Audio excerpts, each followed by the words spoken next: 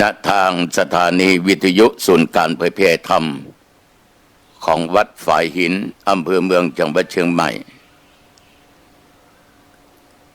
อันนี้ตรงกับวันอังคารทุกวันอังคารตั้งแต่เวลาประเดี๋ยวนี้เป็นต้นไปญาติโยมก็จะได้ฟังธรรมะ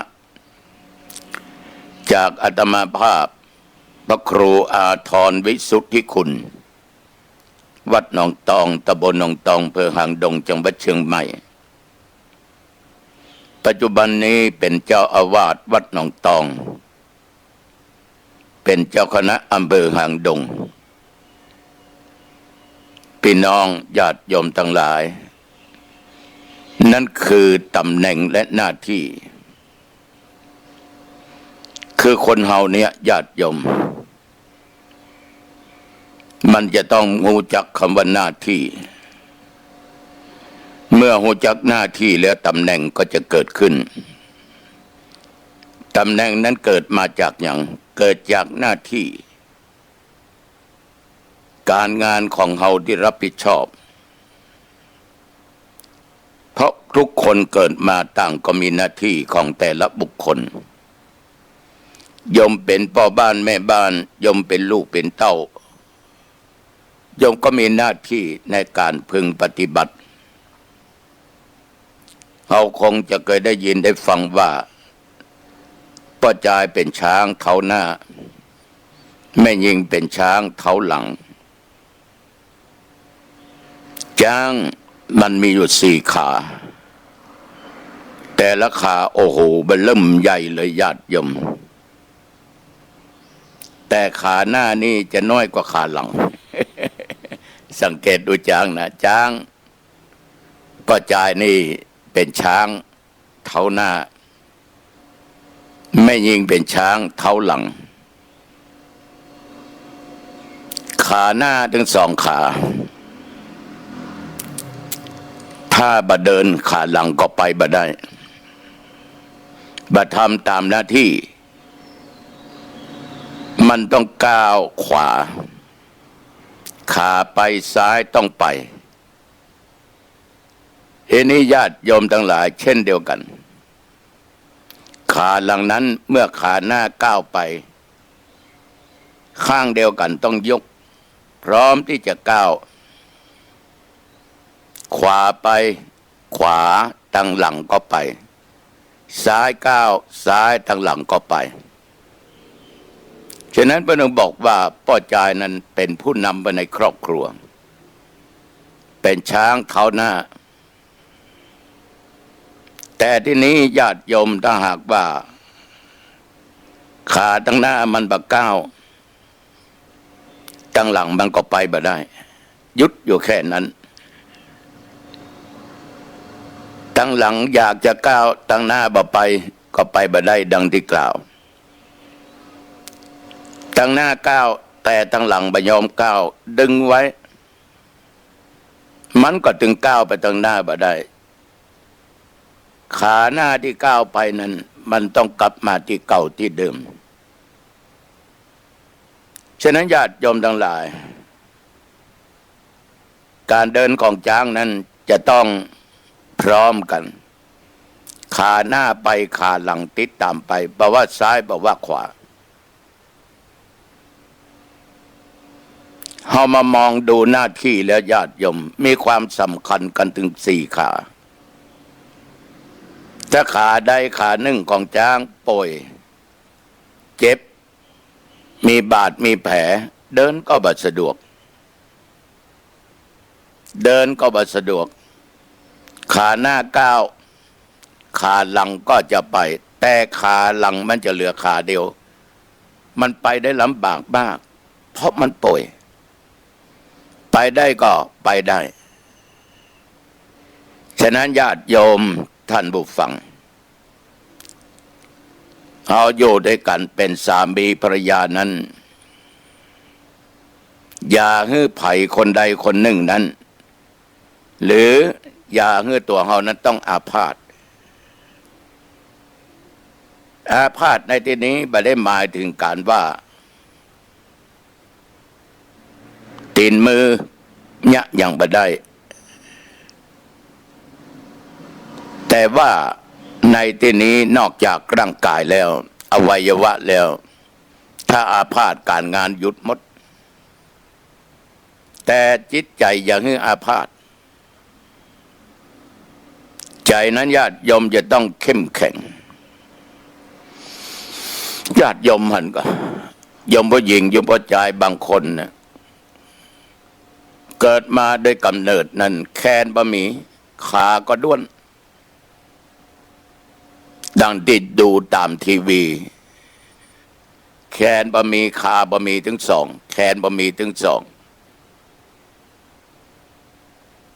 แต่ใจนั้นญาติโยมทั้งหลายยังสู้เมื่อใจสู้ก็สามารถทำการทำงานที่พอจะทำได้บางคนแขนบ่มีแต่ใจเท้ายักการยักงานยมสังเกตดูบางคนใจเท้าตัวเองเหล่าไม้แปลงธนูและสามารถยิงธนูก็ได้ยิงกงก็ได้ อันแปลกนะโดยใจไหลในจ้อยโดยนั่นคือใจบาอาพาธใจเข้มแข็งใจสู้โยมผู้หญิงบางคนสามารถทำการทำงานได้ปออกไม่ออกเย็บจักก็ได้ทำงานเท่าที่ตัวเองทำได้ป้อจ่ายอวัยวะครบถ้วนก็ยังเอามาแต่งงานเป็นกู้ชีวิตมาร่วมสุขร่วมทุกข์ด้วยกันได้ใจไม่ยิงบาอาพาธใจป้อจ่ายก็บาอาพาธโยมป้อจ่ายบางคนตาบอดสามารถทำงานได้มือบะหมี่กระจายเท้าเป็นประโยชน์ได้เท้าบะหมี่เหลือก็ตั้งแต่ต้นขาขึ้นไปตาดีหูดีมือดีทำงานได้นั่นคือจิตใจบาอาพาธถ้าอวัยวะอาพาธลงหรือว่าญาติโยมทั้งหลายบ่สามารถจะทำอย่างได้จิตใจก็เรียกว่าเป็นอัมพาตไปตัวเป็นอัมพาตไปตัวมันก็ยะอย่างบ่ได้แล้วตัวเฮาก็จะไร้ค่าฉะนั้นญาติโยมหน้าที่เนี่ยมันมีเหมือนกันทุกคนว่าเฮาจะยะจะได้เพื่อทำหน้าที่เหล่านั้นได้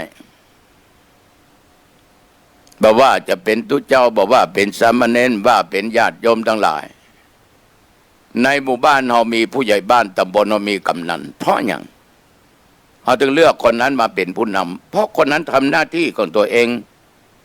ได้ดีและโดยดีมาตลอด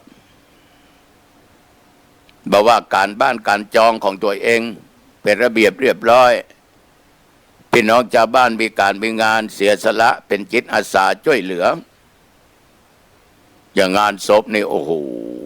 ขนเต็นท์กางเต็นท์ขนโต๊ะตั้งเก้าอี้โยมบางคนนี่ล้างเพียถ้วยเพียจานบ่เข้ากับพี่น้องชาวบ้านได้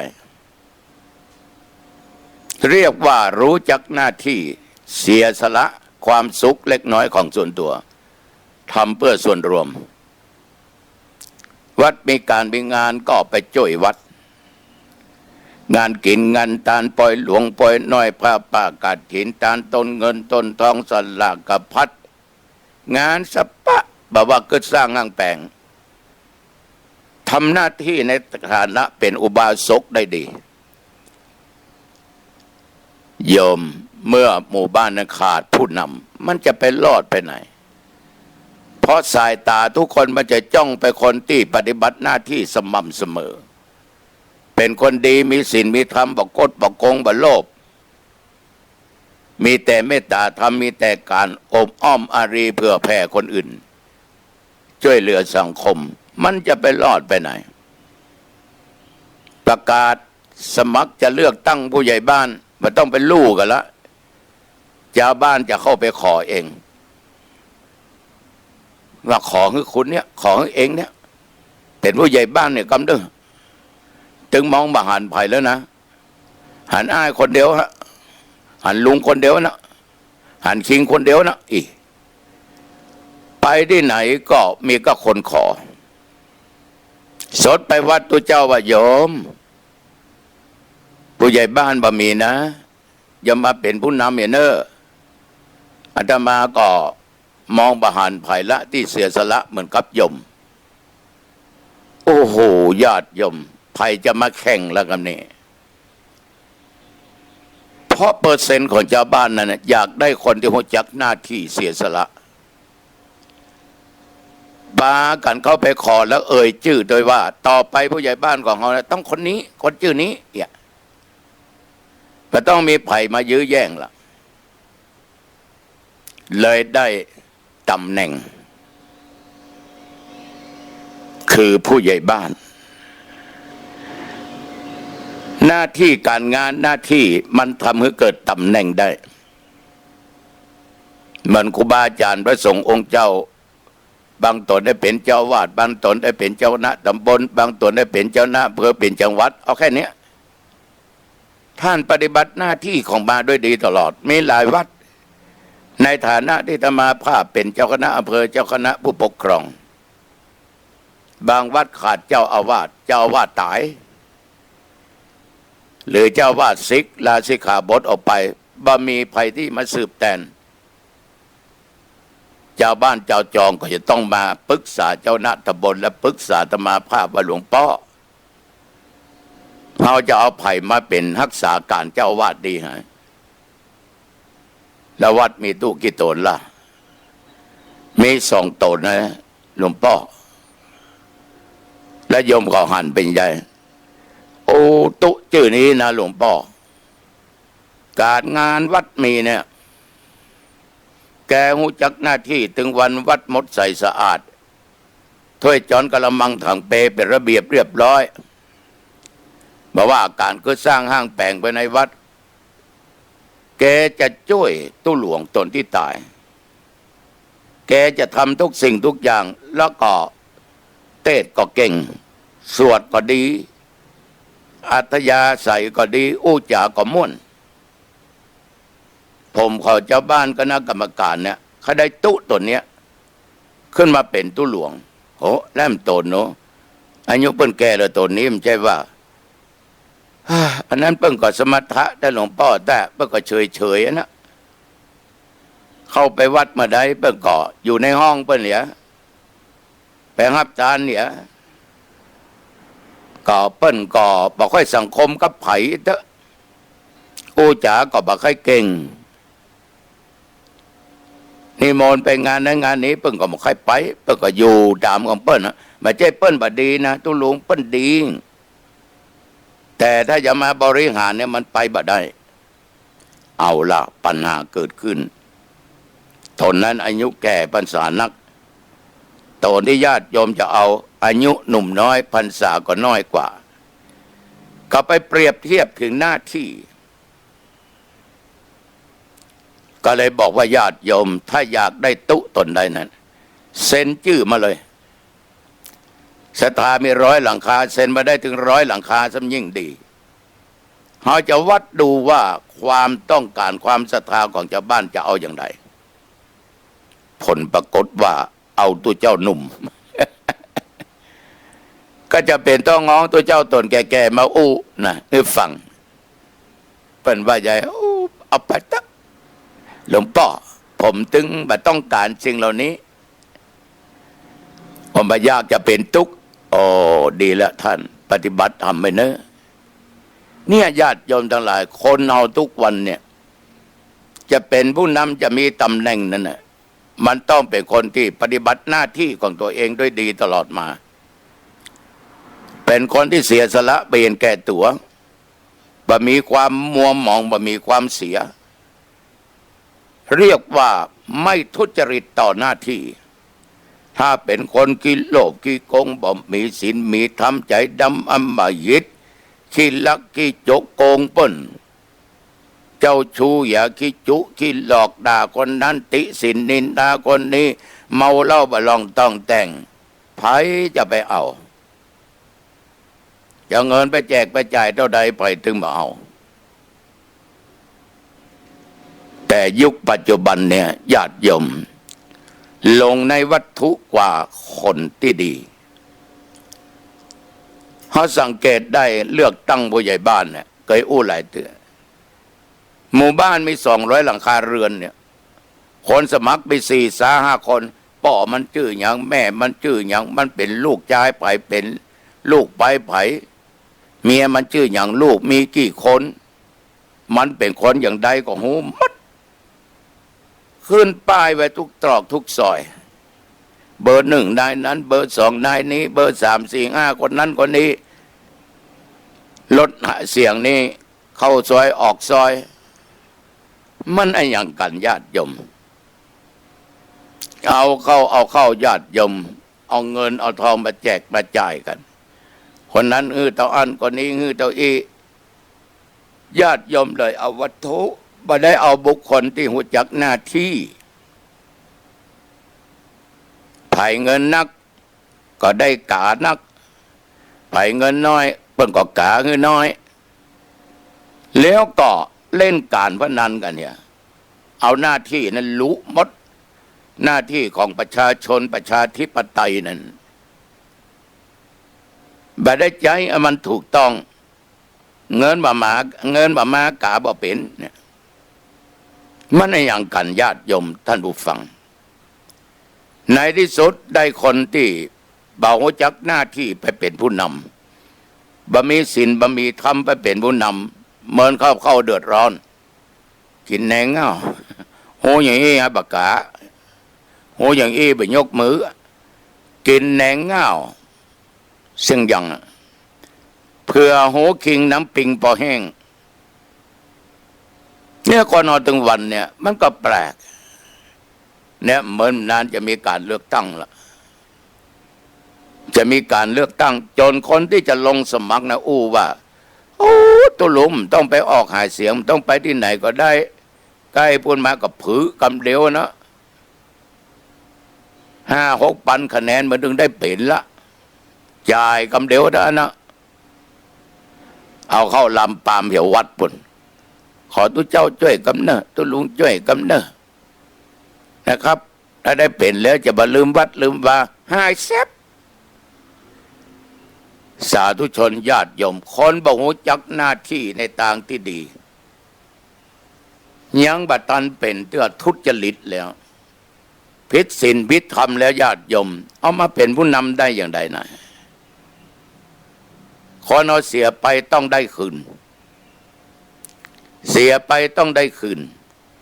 ฉะนั้นญาติโยมคนดีมีศีลธรรม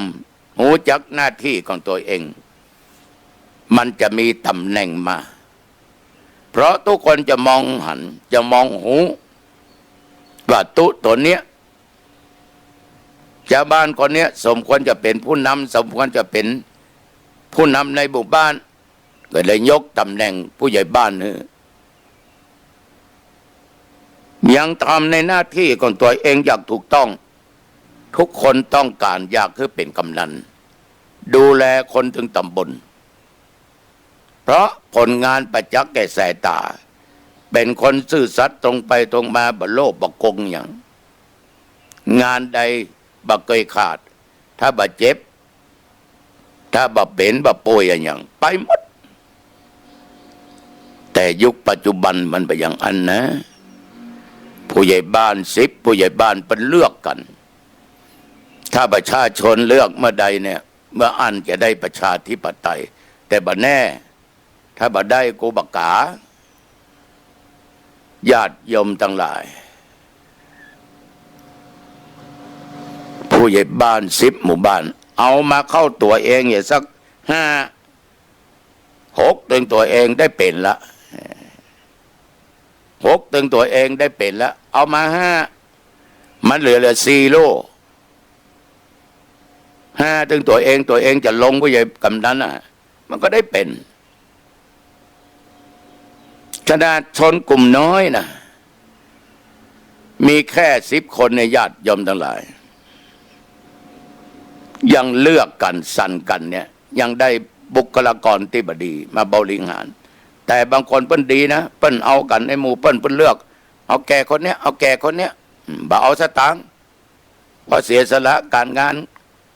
ของชมรมกำนันผู้ใหญ่บ้านมีเปิ้นช่วยกันขนาดนักเปิ้นเป็นคนเสียสละวิ่งเต้นนั้นวิ่งเต้นนี้เปิ้นเป็นคนดีวัดก็บ่ละบ้านก็บ่เลิกเลือกคนอย่างนี้เข้าไปโอ้โหญาติโยมมันมีแต่ความเจริญมีแต่ความเจริญฉะนั้นหน้าที่นี่เป็นเหตุให้เกิดตำแหน่งได้แต่วงเล็บถ้าไปเจอกับ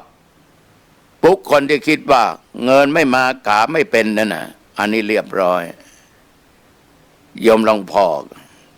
ที่เขาเลือกไปโอ้โหไปพิษไปเถียงกันชิงดีชิงเด่นกันสปะสเปดขนาดในหมู่บ้านก็ได้เดือดร้อนกันเจ้าอาวาสตุที่ได้เป็นเจ้าอาวาสถ้าหากว่าบ่รู้จักหน้าที่ในการตัวเองเป็นสมณะเป็นนักบวชควรยะอย่างใดบ่ควรยะอย่างใดถ้าเอาหมู่มากลากไปโดยไร้เหตุและไร้ผลนั้นผลก็จะเกิดในทางที่บดีมีเห็นวัดหนึ่งตุเจ้าขาดวัดไหนว่านะถ้าได้ยินนี้ก็คงจะหัวเนาะต่างอำเภอเปิ้นไปเสาะตู้หลวงญาติโยมพดไปเบียววัดหนองตองเพราะเปิ้นรู้ว่าจะมาเป็นนักเทศไปทุกอำเภอไปทุกจังหวัดในภาคเหนือไป7-8 คนไปถึงลำรถหล่อก็ถามพ่อออกไปไหนไม่ออกไปไหนอันขอเปิ้งปารามีหลวงพ่อนะครับวัดขาดเจ้าอาวาสขาดตู้หลวงกะว่าจะเตะสลาก็ไม่ได้เตะต้องหอดประเดียวตู้หลวงเก่าเพื่อก็ซิกไปโหเป็นยัยเปิ้นซิกขอเปิ้นละหมูกี่ขันเปิ้นดึมเอาครับแม่เปิ้นก็มีคนเดียวมีใครดูแลแม่เปิ้นตัวคงจะไปดูแลแม่เนาะเปิ้นบ่นำความเสียหายยังเกิดขึ้นอย่ามีครับเปิ้นดีขนาดนะเลยมีไผดูแลวัดถึงวันนี้ชาวบ้านไปนอนเฝ้าวัดอะครับเน้นก็มีครับมีบังเอิญมีตัวเจ้าตนหนึ่งจากต่างจังหวัดมาที่วัดพอดีเพราะอาตมาเคยไปเทศน์ธรรมที่วัดเปิ้นที่บ้านเปิ้นในงานศพมีเรื่องมีราวอย่างบอกโหกันหนีจากพุ่นมาถึงก่อนโยมก็มาอู้ฟังว่าหลวงพ่ออำเภอหางดงนี่มีวัดที่มีตุเจ้าอาวาสมีก็ครับท่านมีมดทุกวัดนะครับหางดงนี่ถ้าไม่ได้เป็นเจ้าวาดก็รักษาการเจ้าวาดนะครับมีทุกวัดนะครับหลวงพ่อโง่ที่ไหนพ่องนะว่าวัดที่มันขาดมีตุเจ้านะครับโหแล้ววัดปุณโนผมอยู่บ่ได้ครับศรัทธาเขามันอย่างว่านะตุหัวเขียวนักไอ้หลง ยอมทั้งหลายบังเอิญเนี่ย7-8 คนเนี่ยมาเสาะตุหลวงก็มาอู้มาจ่าตรงหน้าท่านองค์เนี้ยแต่มาภาพก็ว่าเนี่ยแอมองค์เนี่ยเปิ้นก็อยากจะไปพัฒนาวัดก็ไม่ใช่หูเปิ้นไหนนะโอ้นับว่าเป็นโชคเป็นบุญวาสนาของหมู่ผมครับ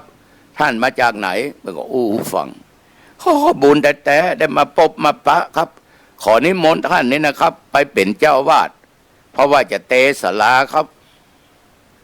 หลังเก่ามันรู้มันค่ำมันเสียนะก็ฝนตกของหัวครับทุเจ้าหลวงตุนก้อนก็ซิกไปเลยครับเน้นก็หมีครับทุเจ้าร้องก็หมีครับแต่มาก็ได้เตือนสติว่าโยม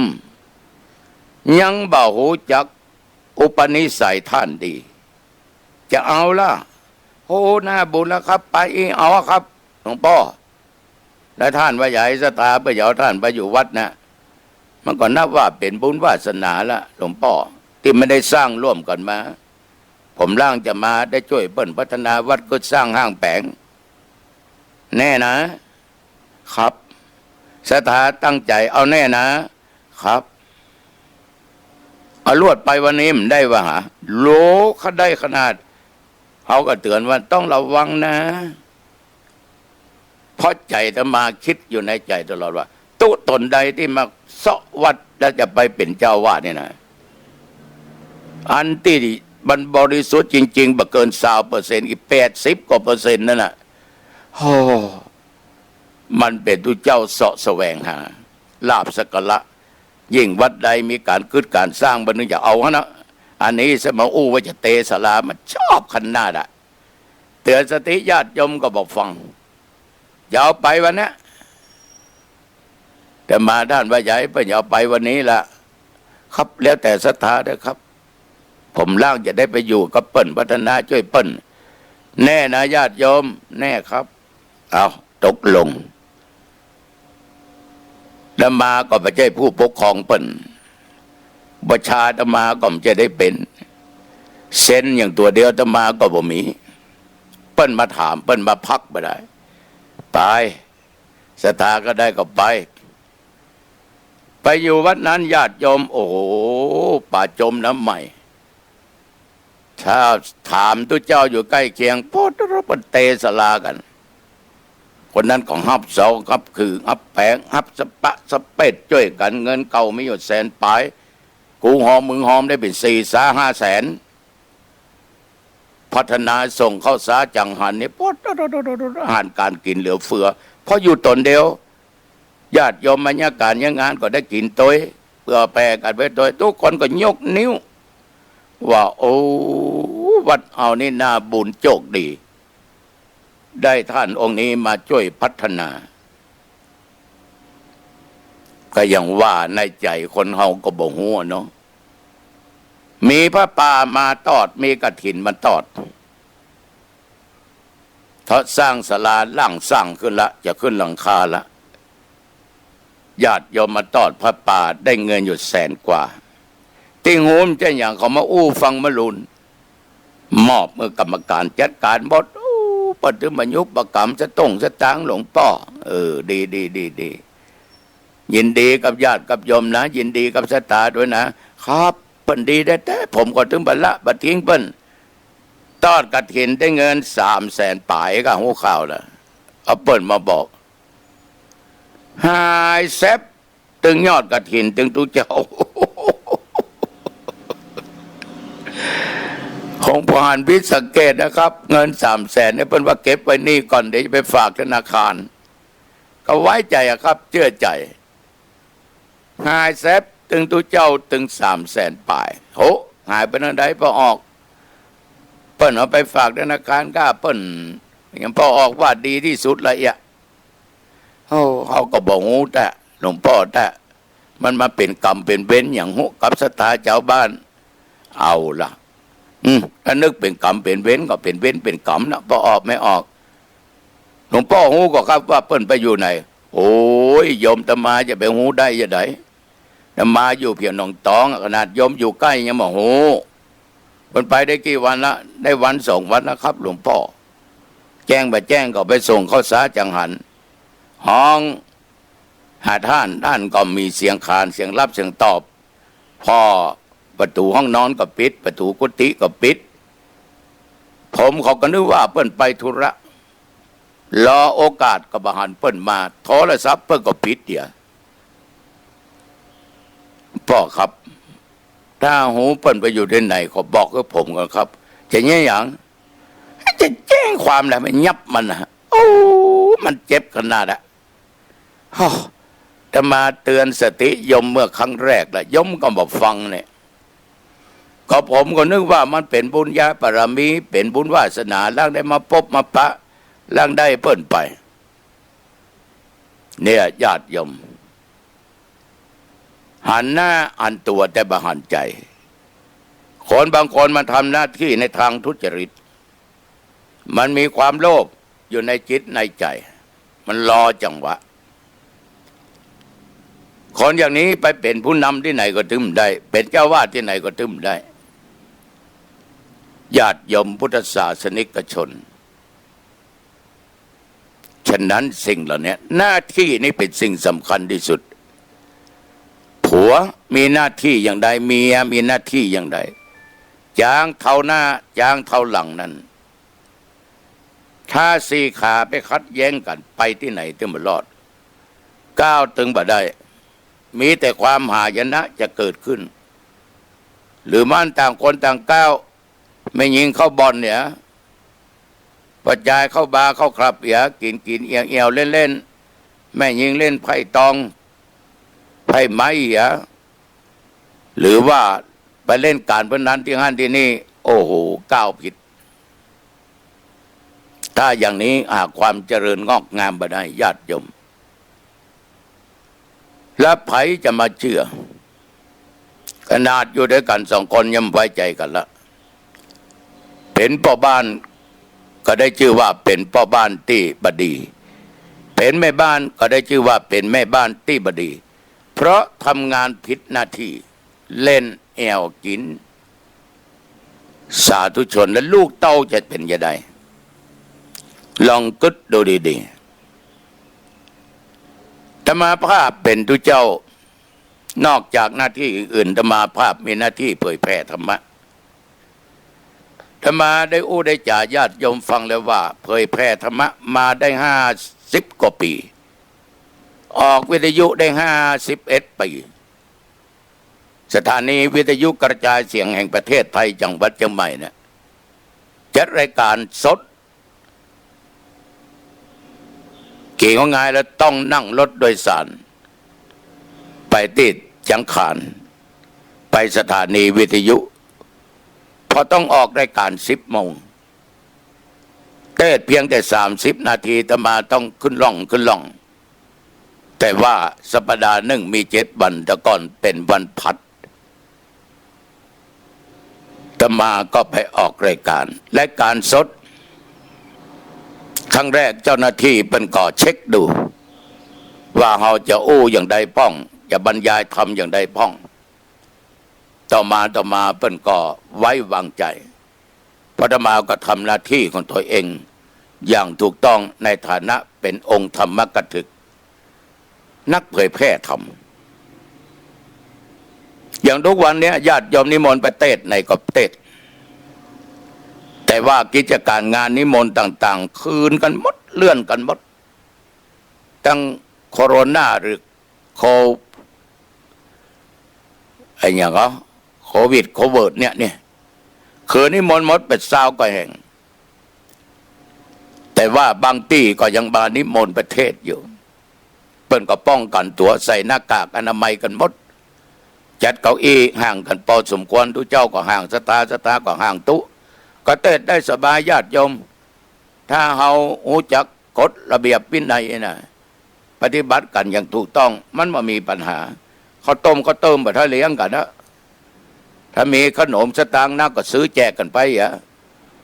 งานศพงานซากประเดี๋ยวเลี้ยงอาหารกล่องโอ้ประหยัดหลายศพเขามาตุลุงถ้าเป็นแต่ก่อนนี่เสี่ยงเป็น140,000 150,000อันนี้เสี่ยง6-7 หมื่นดอกกากลุ่มได้เท่าเก่าหรอได้กำไรด้วยแน่พอออกไม่ออกญาติโยมมันก็ดียั่งเสียยั่งเนาะตัวเจ้าเลยมาได้ออกงานกันคืนกันวุ่นวายงานพระราชทานเบิงศพตัวเจ้าเมื่อวันที่5คืนกันวันที่3นิมนต์ประเทศคืนกันงานตัดโลกนิมิตคืนกันงานหล่อพระเจ้าคืนหมดทำบุญอายุฉลองนั้นฉลองนี้คืน20 กว่าเตี้ยยิ่งรอพระเจ้าภาพมีกรุงเทพเปิ้นมือออกมาโอ้ดูเจ้าเก็บงาน นิมนต์ดูเจ้าไว้นิมนต์หลวงพ่อเป็นนั่งแผ่เมตตานะครับเนอะด้วยความเคารพนับถือของเปิ้นเป็นนั่งแผ่เมตตาแผ่กระแสจิตคือพระที่เปิ้นจะรอนะเป็นพระที่น่ากราบน่าไหว้ไปมากราบมาไหว้แล้วบุญญาบารมีของพระบารมีของพระมันจะได้ปรากฏญาติโยมเกิดความเลื่อมใสคิดอันใดสมปรารถนาจึงนิมนต์ตุลุงไปนั่งแผ่เมตตาเหมือนครูบาอาจารย์สังฆะทั่วไปญาติโยมทั้งหลายอย่างใดก็ตามพอออกไม่ออกการที่ญาติโยมนิมนต์อาตมาภาพไป ไปงานต่างๆประเทศไปสวดไปยังก็ดีอาตมาก็หูจักหน้าที่ในฐานะเป็นองค์แห่งธรรมกถึกเป็นนักเผยแผ่เป็นนักเทศเขาตั้งอยู่ในหลักเกณฑ์อยู่5 อย่างหนึ่งอาตมาเทศทำไปตามลำดับบัดตัดลัดให้ขาดความคำว่าบัดตัดลัดให้ขาดความเนี่ยแสดงไปตามลำดับเช่นว่าอาตมาตั้งภาษิตว่าขันติอิตะสุขาวหาความอดทนนำมาซึ่งประโยชน์สุขสมมุติเวลามันมีน้อยแค่30 นาที20 นาทีแต่มาก็แสดงทำไปตามลำดับขันติคืออย่างความอดทนมีอย่างพ้องอธิบายคือฟังโดยย่อโดยสังเขปผู้ฟังได้เนื้อความถึงจะโดยย่อแต่ย่อบัดตัดสิ่งที่มันสำคัญออกไปนะบัดตัดลัดหรือขาดความไม่ใช่ว่าวันนี้ญาติโยมใส่กันเทศน้อยเทศสั้นเปิ้นใส่กันเทศนักเทศมึนน้อยเทศมึนก็บดีนะคนที่ฟังคนที่ฮับญาติโยมทั้งหลายบางครั้งบางคราวฮับไปมากเลยจำยังไม่ได้สักอย่างมีนตีหนึ่งงานปิดศพตุเจ้านิมนต์อาตมาภาพเทศ10 โมงครึ่งหลังจากสวดแล้วโอ้ญาติโยมวันนั้นตุเจ้ามาพร้อมจ้าที่สุดมาถึงที่หั่นเพื่อจะได้สวดป11 โมงสวดธรรมนิยามสูตรตุเจ้าสวดจบอุจารว่าขอเว้นตาลโดยย่อเล่นไปอีกครึ่งชั่วโมงเหลือเวลา7 นาทีจะเที่ยงตัวเจ้าปั่นปอนเรียบร้อยก็ปากันไปฉันเพลนิมนต์หลวงพ่อเทศโดยย่อถ้ามาในฐานะฮับนิมนต์แล้วเปิดนิมนต์นั่งธรรมาสก็เลยเทศขันติอิตะสุขาวหาความอดทนนำมาซึ่งประโยชน์สุขทนต่อการต่องานหนักเอาเงินเอาเบาสู้ประเกียรติค้านต่อการงานอยู่รอดอดทนต่อเสียงที่มาเสียดสีกำบดีมาเสียดสีอดกันต่ออารมณ์ทุกสิ่งทุกอย่างและอดออมอุจักประหยัดเอวังก็มีด้วยประกาศราชนีจบลงธรรมาสเกิดประตันกิ่งเขาตอนสักกรรมอาตมาก็ปฏิบัติไปตามหน้าที่ของอาตมาภาพถามว่าตัดลัดหรือขาดความก็ขาดความไปจัดนักแต่โดยเวลามันบ่มีถ้าโยมฟังเอาเพียงแต่ขันติคือความอดทนอดกั้นอดออมทนต่อการงานหนักเอางานเบาสู้อดกั้นต่ออารมณ์ต่างๆต่อกรรมเสียดสีต่างๆโยมก็เป็นผู้ชนะอดออมรู้จักเก็บหอมรอมริบรู้จักฐานะตัวเองรู้จักรายได้และรายจ่ายตัวเองมันก็เรียกว่าได้เนื้ออย่างที่สุดถ้าคนที่เคยฟังเคยศึกษาเคยปฏิบัตินั่นคือยอดแต่ถ้าทั่วไปฟังเป็นเพียงแต่ประเพณีจะไม่ได้อย่างสักอย่างฉะนั้นศรัทธาสาธุชนญาติโยมท่านผู้ฟังอย่าง2 วันที่ผ่านมาอาตมาก็ไปเทศอย่างวันนี้นี่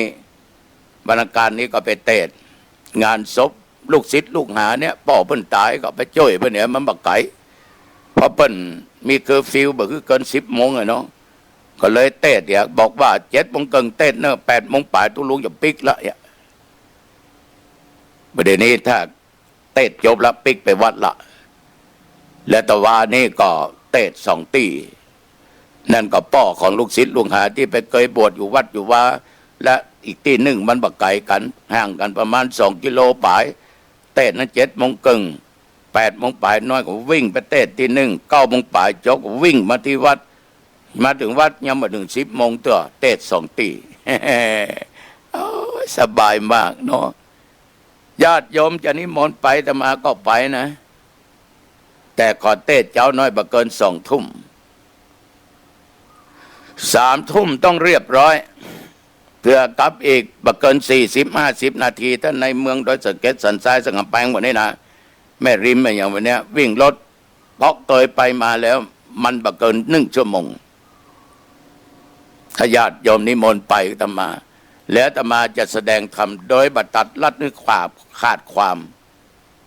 นะแล้วก็อ้างเหตุอ้างผลแนะนำเมื่อคนที่ฟังได้เข้าใจนี่เป็นหน้าที่อาตมาภาพขันติความอดทนอดกลั้นอดออมเป็นอย่างไรจะแนะชี้แนะว่าความอดทนมาอย่างนี้ถ้าอดทนแล้วจะได้ผลเป็นอย่างนี้ญาติโยมนั่นแหละเป็นหน้าที่ของอาตมาภาพในฐานะเป็นองค์แสดงญาติโยมก็มีหน้าที่ฟังแล้วคิดจำนำไปเป็นข้อปฏิบัติรับรองว่าผลเกิดขึ้นแน่เหมือนญาติโยมที่ฟังรายการธรรมะก่อนนอนหลายท่านหลายคนฟังตัวเจ้าหนองตองเทศธรรมะนำไปคิดนำไปปฏิบัติบางคนไปวัดบอกว่าโอ้หลวงพ่อได้ฉะฉานได้มีเหตุมีผลแบบง่ายๆนำปฏิบัติได้ครับผมหยุดเล่าเพราะหลวงพ่อเนี่ย เมียเพิ่นบอกว่าโอ้ดอกก่อนตุลุงมันถึงบอกฟังเทศฟังธรรมเนี่ยวันศีลวันธรรมมันถึงมาเข้าวัดเข้าวาจำฟังหลวงพ่อมันก็บอกฟังวันหนึ่งก็เจ้าก็เปิดวิทยุไว้แหละมันบอกฟังก็จำเป็นต้องฟังแหละต่างคนต่างนอนแต่ว่ามันบ่หลับมันก็รับฟังตัวมันก็โหแม่มันอย่างมันรับเดี๋ยวทุกเจ้าหนองตองออกยังบอกฟังข้าเจ้าก็แต่งขนฟอดมันฟังจนจบบอกกันหลวงพ่อจบมันก็ไปปิดวิทยุวันนั้นคืนนั้นหลวงพ่อเรื่องศีลข้อ 5ถึงเรื่องโทษการดื่มการเสพสิ่งเสพติดของมึนเมาแจ้งมามันก็เลยบอกว่าแม่มันตั้งแต่นี้ไปนะพ่อขอสัญญากับแม่พ่อจะบะดื่มจะบะอย่างสักอย่างละมันอย่างดูเจ้าหนองตองว่าแต่โดยเหตุด้วยผลของเปิ้นว่าโทษมันเป็นจะนี่รู้ถึงวันนี้ป่อนี่ถล่มไปแล้วเอาสตางค์ไปเสี่ยงกับมันนี่วันไหนก็หลายสิบเดือนหนึ่งก็หลายร้อยเป็นปันมันจะกินก็เฮาได้แม่ได้เอามารักษาตัวเก่าชื่อว่ามารักษาสุขภาพตัวขาดสติปัญญาอย่างตุลุงเปิ้นว่าแต่ตั้งนั้นมาตั้งจิตอธิษฐานบ่ดื่มบ่ต้องไป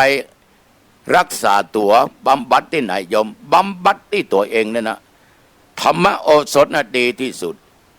จะมาดีใจขนาดนักที่ยกเหตุยกผลแนะนำให้คนฟังได้เข้าใจถึงโทษถึงบุญถึงกุลนะถึงผลดีถึงผลเสียทำอย่างนี้มันเสียหายอย่างนี้ทำอย่างนี้มันดีอย่างนี้โยมเลยยดงดในการดื่มเหล้ากลับกลายมาเป็นพ่อบ้านที่ดีเป็นหน้าที่ธรรมาภาพฉะนั้นญาติโยมศรัทธาสาธุชนคืนนี้หันว่าเป็นเวลาพอสมควรเนาะการหน้าก็ต่อกันเนาะ3, 4, 5หน้าที่ของทุกเจ้าในการเผยแพร่ธรรมวันนี้ปิดประตูบ้านเรียบร้อยนะโยมนะประตูหอเอื้อนหน้าต่างก็เรียบร้อยนะโยมนะเก็บของเมค่านะโยมเด้อเผลอไปไม่ได้นะระวังนะโยมอาบน้ำอาบผ้าใส่ผ้าใส่ครัวปะแป้งเนอทานข้าวเหียทานอาหารว่างเหียดื่มน้ำเหียเก็บของมีค่าไว้ปอกของใดที่จะใช้พวกมือเจ้าโยมเก็บมาไว้ที่มันหันได้ทีเนอะกันลืมเข้าห้องพระเข้าห้องนอนไหว้พระสวดมนต์กราบพระ5 ครั้งกราบครั้งแรกนึกถึงพระพุทธเจ้ากราบครั้งที่2นึกถึงพระธรรมกราบครั้งที่3นึกถึงพระสงฆ์อริยสงฆ์เจ้าทั้งหลายกราบครั้งที่4นึกถึงคุณปิตามดาที่ได้เลี้ยงเฮามาได้ฮื้อชีวิตได้เกิดออกมาฮื้อกำเนิดออกมากราบครั้งที่5นึกถึงครูบาอาจารย์ที่เฮาได้หูมีสติปัญญาอ่านออกเขียนได้จบนั้นจบนี้ได้ทำการทำงานก็เพราะพ่อแม่เป็นครูเบื้องต้นครูอาจารย์เป็นครูอันที่2เป็นพ่อแม่ของเฮาเหมือนกันอุปชัยยะครูบาอาจารย์นึกถึงคุณศีลคุณธรรมคุณกินคุณทานคุณครูบาอาจารย์สังฆะตลอดคุณดินคุณน้ำคุณไฟนึกถึงสิ่งเหล่านี้สวดมนต์ไว้พระเรียบร้อยนั่งสมาธิไม่ต้องกำหนดต้องอั้นตัวอีเนอเรียบร้อยแล้วก็แผ่เมตตาแก่สรรพสัตว์ทั้งหลายผู้มีพระคุณทั้งหลายบรรพบุรุษทั้งหลายจะเป็นพ่อเป็นแม่ปู่ย่าตายายครูบาอาจารย์ที่เคารพนับถือหรือเพื่อนมนุษย์ที่ร่วมโลกด้วยกันร่วมชีวิตด้วยกันตลอดสรรพสัต